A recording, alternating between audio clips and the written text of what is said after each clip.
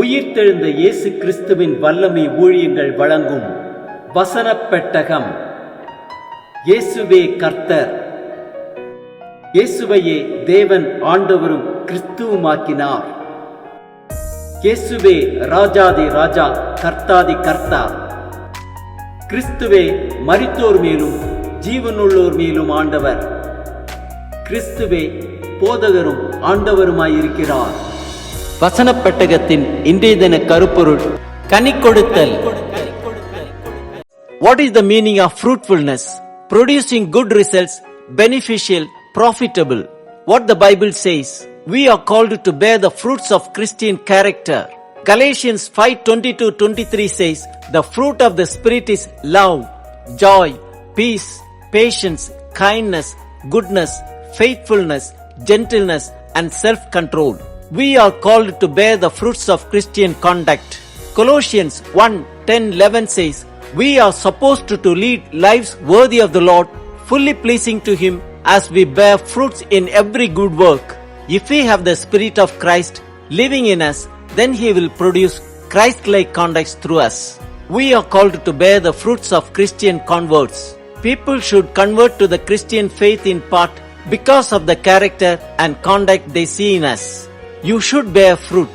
John 15:16 says, I chose you and appointed you so that you might go and bear fruit, fruit that will last. How can we bear fruit? John 15:5 says, I am the vine, you are the branches. If you remain in me and I in you, you will bear much fruit. Apart from me, you can do nothing. John 15:7 says, if you remain in me and my words remain in you, ask whatever you wish and it will be done for you. As we fill our minds with the word of Christ, then we will begin to have the mind of Christ, and with the mind of Christ, we will think like. If you do not bear fruit, what will happen? John 15:2 says, He cuts off every branch in me that bears no fruit. John 15:6 says, if you do not remain in me, you are like a branch that is thrown away and withers. Such branches are picked up, thrown into the fire and burned. Matthew 3:10 says, the axe is already at the root of the trees, and every tree that does not produce good fruit will be cut down and thrown into the fire.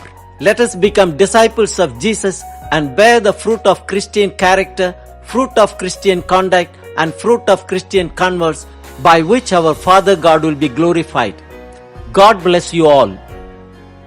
யோசேப்பு கனி தரும் செடி, அவன் நீரூற்றண்டையில் உள்ள கனி தரும் செடி, அதன் கொடிகள் சுவரின் மேல் படரும். கனி கொடுத்தலை குறித்ததான வேத வசனங்களை பார்க்கலாம். எபேசியர் 5:9 வாசிக்கிறோம், ஆவியின் கனி சகல நற்குணத்திலும் நீதியிலும் உண்மையிலும் விளங்கும். கொலோசியர் 1:10 வாசிக்கிறோம், சகலவித நற்கிரியைகளும் ஆகிய கனிகளை தந்து தேவனை அறிகிற அறிவில் விருத்தி அடைந்து கர்த்தருக்கு பிரியமுண்டாக அவருக்கு பாத்திரராய் நடந்து கொள்ள உங்களுக்காக வேண்டுதல் செய்கிறோம். எரேமியா 17:7-8 வாசிக்கிறோம், கர்த்தர் மேல் நம்பிக்கை வைத்து கர்த்தரை தன் நம்பிக்கையாக கொண்டிருக்கிற மனுஷன் பாக்கியவான். அவன் தண்ணீர் அண்டையிலே நாட்டப்பட்டதும் கால்வாய் ஓரமாக தன் வேர்களை விடுகிறதும் உஷ்ணம் வருகிறதை காணாமல் இலை பச்சையாய் இருக்கிறதும் மழை தாட்சியான வருஷத்திலும் வருத்தமின்றி தப்பாமல் கனி கொடுக்கிறதுமான மரத்தை போல இருப்பான். மத்தேயு 7:16-20 வரை உள்ள வசனங்களில் வாசிக்கிறோம், அவர்களுடைய கனிகளினாலே அவர்களை அறிவீர்கள்.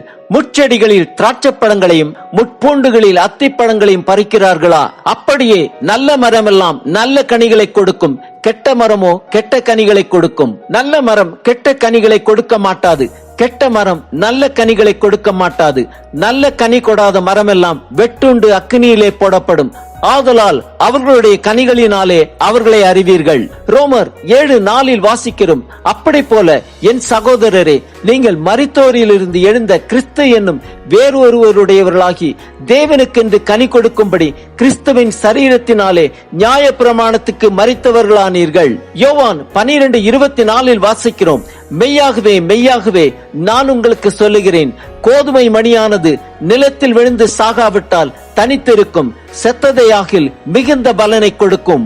மத்தேயு 3:10 வாசிக்கிறோம், இப்பொழுதே கோடாரியானது மரங்களின் வேரருகே வைத்திருக்கிறது, ஆகையால் நல்ல கனி கொடாத மரம் எல்லாம் வெட்டுண்டு அக்கினியிலே போடப்படும். மத்தேயு 12:33 வாசிக்கிறோம், மரம் நல்லதென்றால் அதன் கனியும் நல்லதென்று சொல்லுங்கள், மரம் கெட்டதென்றால் அதன் கனியும் கெட்டதென்று சொல்லுங்கள், மரமானது அதன் கனியினால் அறியப்படும். பிலிப்பியர் 1:10-11 வாசிக்கிறோம், தேவனுக்கு மகிமையும் துதியும் உண்டாகும்படி இயேசு கிறிஸ்துவினால் வருகிற நீதியின் கனிகளால் நிறைந்தவர்களாகி நீங்கள் கிறிஸ்துவின் நாளுக்கென்று துப்புரவானவர்களும் இடரலற்றவர்களுமாய் இருக்கும் வேண்டுதல் செய்கிறேன். எபிரேயர் 13:15 வாசிக்கிறோம், ஆகையால் அவருடைய நாமத்தை துதிக்கும் உதடுகளின் கனியாகிய ஸ்தோத்திர பலியை அவர் மூலமாய் எப்பொழுதும் தேவனுக்கு செலுத்த கடவோம். யோவான் 15:2 வாசிக்கிறோம், என்னில் கனி கொடாதிருக்கிற கொடியதுவோ அதை அவர் அறுத்து போடுகிறார், கனி கொடுக்கிற கொடியதுவோ அது அதிக கனிகளை கொடுக்கும்படி அதை சுத்தம் பண்ணுகிறார்.